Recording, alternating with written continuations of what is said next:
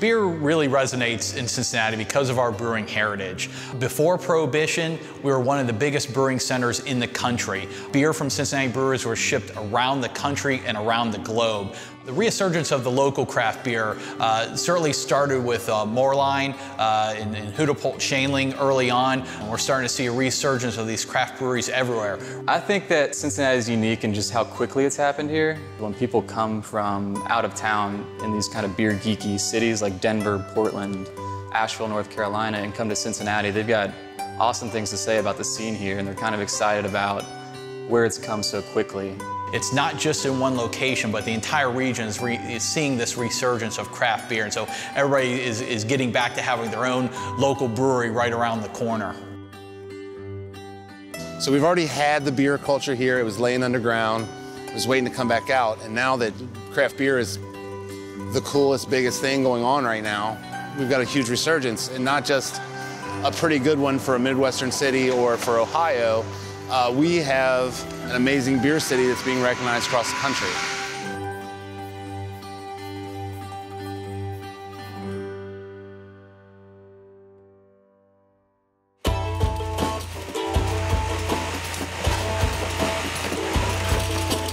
I played in a band in college. I played with a lot of Legos when I was a kid. I like the idea of starting with nothing and kind of building something out of that. And I think when you're brewing beer, you're doing that. When you're building a business, you're doing that. And I think that whole kind of creative,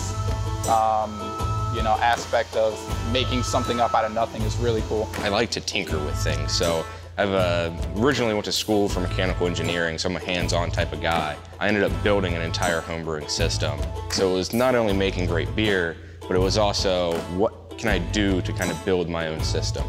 We stretch the limits of what beer can be to brew very unique styles that are interesting both to consumers and ourselves. We like to brew beer that we like ourselves as well. Everybody here is part of making something tangible that they can then go to a bar and be like, I'm proud to work at this place. I love this product at the end of the day.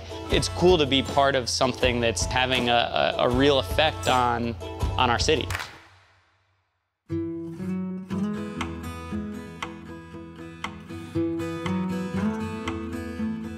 So there are literally dozens of these lager cellars and tunnels underneath the streets, underneath the buildings of this neighborhood, some still being discovered. And they're really the foundation of the renaissance of this neighborhood in everything that we do, both taking people through underground, putting businesses and residents back in the buildings that sit on top of them. And when we started on the mural project, as part of the Brewing Heritage Trail, we really want to celebrate that, not only that appreciation of the craft of old and of beer, but that maker culture and bringing that industrious nature back to the neighborhood. And so working with Keith Neltner and the team on that design to really celebrate that making aspect, that beer aspect. And so it encompasses not just beer, but that entire heritage and culture and forward-lookingness of the neighborhood.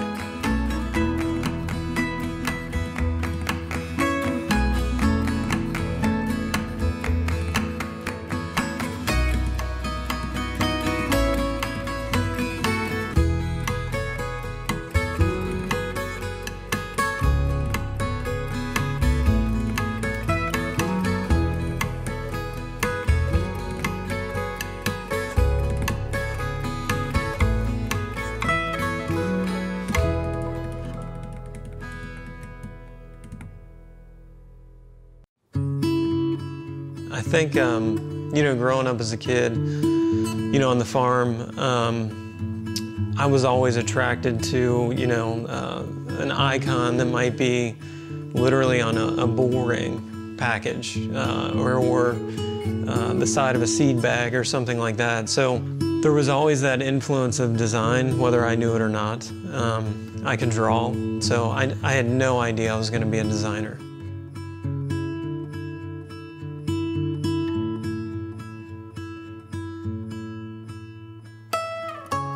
I think the range of what I can create is a lot broader maybe than the work that I'm drawn to. So I had gotten an email from Artworks and they have a committee kind of structure. So they had shown some interest in my work I knew of Artworks. I had seen their murals all over town. My initial reaction was, I don't know if I quite fit that mold, you know, because they are generally fine art. They're just beautiful imagery. So when they chose me and they said, you know, we're really interested, the committee is super excited. And oh, by the way, this is a brewery-related mural. Everything kind of clicked. We sat down, we met at the Road Trippers building. I learned about the history, the Crown Brewery history.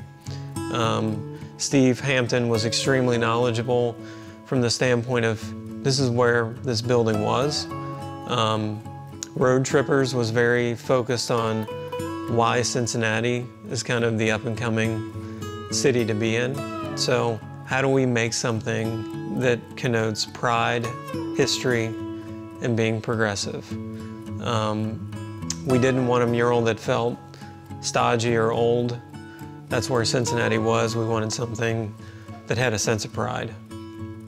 So I arrived at a couple ideas, but early on this image kind of came to me of these craftsmen crowning a pint of beer. How do we show that in a very graphic, non-linear kind of fashion? So that image kind of quickly came forward, and I fell in love with it. Like, I knew driving down the street and arriving at that would be really dramatic.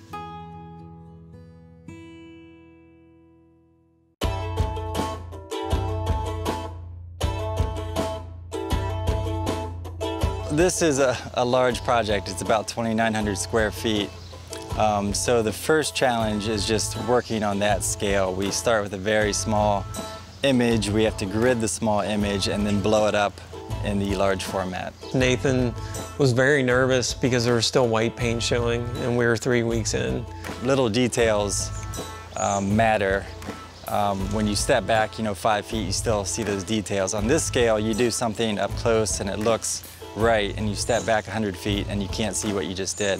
So we got down to all the white was covered, and I said, Nathan, how are we gonna get this texture? How are we gonna add that layer that I think everyone's expecting from my work? And he said, I'm not really sure how that's gonna happen. At this point, the largest challenge is that his aesthetic is more related to printmaking. So we have to create the illusion of printmaking and the illusion of all the digital processes that he uses to create his image. So I had worked with a painter, Stacy Valerie, and she really got the aesthetic. She knew how to translate this kind of printing, graphic quality into the wall. For Keith, his style is really important, and getting that really beat up, distressed look is kind of his #1 priority. So it's just a matter of breaking up the really graphic black lines, and we don't want to compromise the paint layer. So we're kind of doing the distressing by adding layers of paint to make it look like they've been taken away. So a big kind of aesthetic within that image is halftone. So a coarse kind of dot pattern that you use in screen printing a lot. I couldn't translate to real world things. She quickly was like, we can do that with bubble wrap. So we used that technique to kind of get that printing quality, and it worked. I've never painted on something this size before. I've never been involved with anything like this before, and it was truly astonishing. I've never realized how well I could work in a team until I came here, and I never realized how just everybody putting, parts of their passion of art into something could create something like this. It's seriously amazing.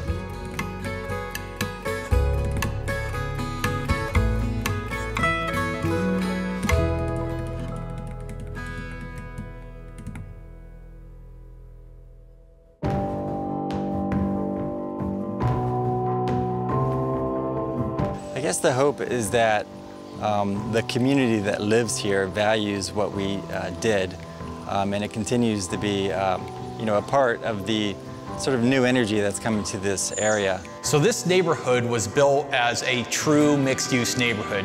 You had factories next to churches, next to schools, next to residences. Everything happened here. And so the only way that we're gonna really truly redevelop this neighborhood is go back to how the neighborhood was built, and bringing back those craft-based businesses and that appreciation of local making things is gonna be one of those key factors. What the whole movement means for us is the return of Cincinnati's grand brewing traditions. It's about the soul of a city. When we gave up our brewing heritage, we gave up our soul. And now with the Renaissance happening, now we're getting our soul back.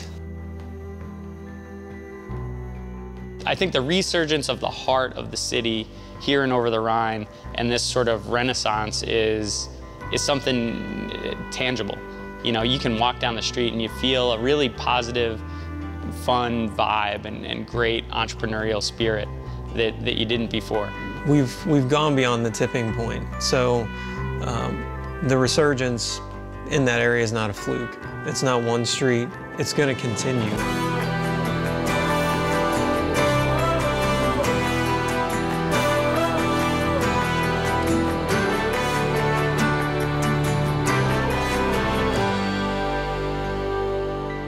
In this disposable world of content, things can still matter. We can still preserve something, we can create something new, and it's all about doing that with our hands, like human to human, creating something that has meaning and emotion.